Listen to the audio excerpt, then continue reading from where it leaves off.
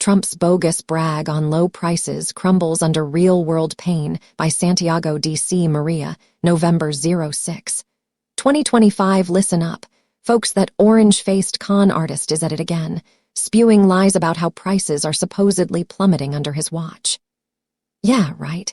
As if yelling everything's cheap now from his golden tower makes it true. Wake up, America. We're the ones grinding it out in the grocery aisles, staring at receipts that hit like a gut punch.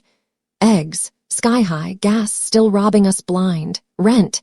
Forget about it, families are skipping meals to keep a roof overhead, and who's to blame? That MAGA cult leader and his band of greedy cronies. That's who. Let's cut the bullshit. Inflation didn't magically vanish because Trump snapped his tiny fingers. No, prices only rocketed higher on his chaotic ride, supply chains wrecked, tariffs slapped on like bad makeup, and corporate pals jacking up costs while pocketing billions. Real people are starving out here, kids going to bed hungry, seniors choosing between meds and food, all thanks to his genius policies that enriched the elite and screwed the rest of us.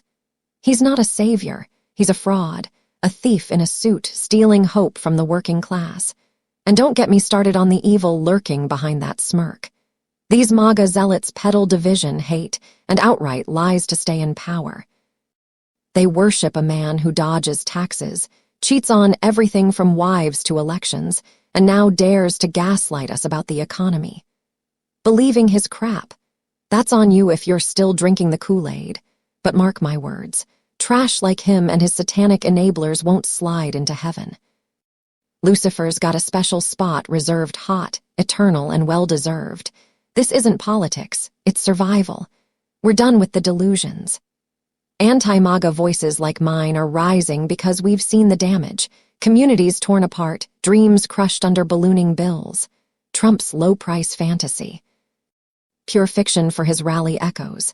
In the streets, it's agony, food banks overflowing, jobs vanishing, inequality exploding. Enough. Call it out loud. He's a liar, a danger, a blight on this nation. We know the truth because we live it every damn day. No more excuses for this thief. May karma, or whatever dark force he flirts with, deliver the reckoning he deserves. America's waking up, and we're not buying the hype anymore. Trump's defiance of court order starves millions. Faces deadline to fund SNAP. Ha ha ha ha ha, you are so doomed, crooked, sleepy traitor. Trump Epstein secrets. Listen up, America. This is the kind of gutless move that defines the MAGA circus.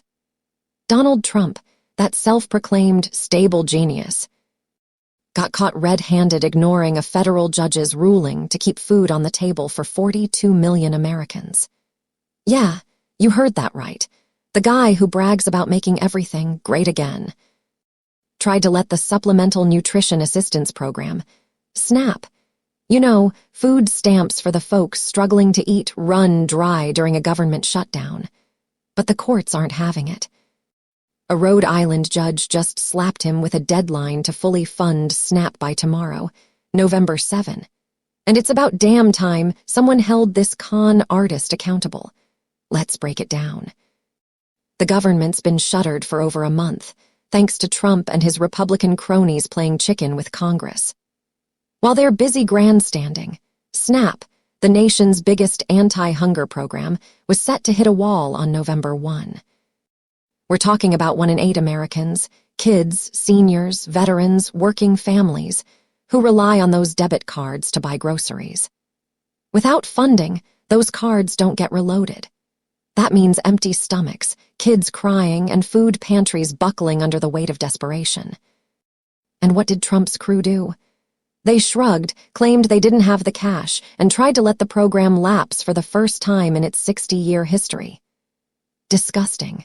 Enter U.S. District Judge John J. McConnell, Jr., an Obama appointee who's not here for Trump's nonsense. Last Friday, he and another judge in Massachusetts, Indira Talwani, told the Trump administration to tap into a $5.3 billion emergency fund to keep SNAP going. McConnell didn't mince words. Stopping benefits was arbitrary and would cause irreparable harm. He ordered the U.S. Department of Agriculture, USDA, to distribute the contingency money as soon as possible. Talwani backed him up, saying the government's excuse that it couldn't use the fund was flat out wrong. The law's clear. That money's there for emergencies like this, not just hurricanes or floods. But did Trump comply? Hell no. Instead, the administration dragged its feet, announcing it'd only pay half of November's benefits, citing legal uncertainties and logistical headaches. Half. Imagine being a single mom, counting on that $975 for a family of 4, and getting told you're only getting $487, if you're lucky. Trump himself took to Truth Social, whining that his lawyers weren't sure they could legally fund SNAP and blaming Democrats for the shutdown. Classic deflection. He even had the gall to say it'd be his honor to fund it, if only the courts would clarify. Clarify what, Don? The judge already spelled it out. You just didn't want to listen. This isn't just incompetence, it's cruelty. The USDA, led by Trump's hand-picked Agriculture Secretary Brooke Rollins, claimed the contingency fund was only for natural disasters. Bullshit. Past administrations, even during shutdowns, kept SNAP running without blinking. In 2019, they used that same fund to cover benefits. But Trump's team. They'd rather let millions go hungry than admit they're wrong. And don't buy their sob story about not having enough money. SNAP costs $8.50, $9 billion a month. And while the contingency fund might not cover it all, there's another $23 billion in a separate USDA account they could tap. They just chose not to.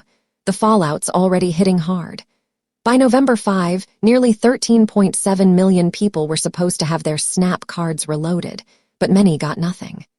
Food banks are swamped, with lines stretching longer than a Trump rally speech.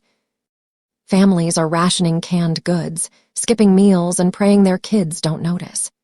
In Massachusetts, a coalition of 22 states, D.C., and 3 governors sued the USDA, arguing it's legally obligated to keep SNAP running. Cities and nonprofits jumped in too, filing their own lawsuits. They're not wrong. SNAP's a lifeline, not a bargaining chip. As Sky Perriman from Democracy Forward put it, no one in America should go hungry because of political games. McConnell's had enough of Trump stalling. On Thursday, he dropped the hammer, ordering the administration to fully fund SNAP by Friday, November 7. People have gone without for too long, he said, pointing out the needless suffering caused by the delay. He wasn't buying the administration's half-assed plan to pay partial benefits, which would have taken weeks, maybe months, to roll out because states need to recode their systems. That's right. Trump's team knew their partial payment scheme would screw people over with delays and still tried to push it. McConnell called it out. The government's erroneous conclusion that it couldn't use emergency funds was a choice, not a necessity. And let's not forget the bigger picture. Trump's been itching to gut SNAP for years, painting it as a Democrat handout while ignoring that it helps red states just as much as blue ones. Nearly 39% of SNAP recipients are kids. 2/3 are families with children. This isn't about lazy freeloaders. It's about people working 2 jobs who still can't afford groceries. Trump's defiance isn't just a middle finger to the courts. It's a slap in the face to every struggling American. His administration's been caught lying about prices being low while inflation's still crushing us, and now they're trying to starve the most vulnerable to score political points. That's not leadership, that's malice. What's next? The USDA says it's expeditiously trying to comply, but don't hold your breath. Trump's already hinted at defying the court again, posting that he'll only fund SNAP when Democrats open the government. His own press secretary, Caroline Leavitt, had to clean up the mess, insisting they're following the court's order, for now. But with appeals likely and state systems struggling to process payments, millions could still face delays. Some states are stepping up, pledging their own funds, but the feds won't reimburse them. It's a mess, and it's all on Trump's head. This is why we fight. Anti-MAGA voices like mine aren't just yelling into the void. We're calling out a fraud who'd rather let kids starve than lose face. The courts are doing their job, but Trump's banking on chaos to wear us down. He's betting we'll forget the families going hungry while he plays victim. Not today. We see through the lies, the greed, the utter disregard for anyone who doesn't kiss his ring. Tomorrow's deadline is a chance for justice, but it's also a test. Will Trump finally do the right thing, or will he keep gambling with people's lives? My money's on the latter, but I'm praying I'm wrong. America deserves better than this thief. Thank you for listening. Love always. Santiago, D.C., Maria.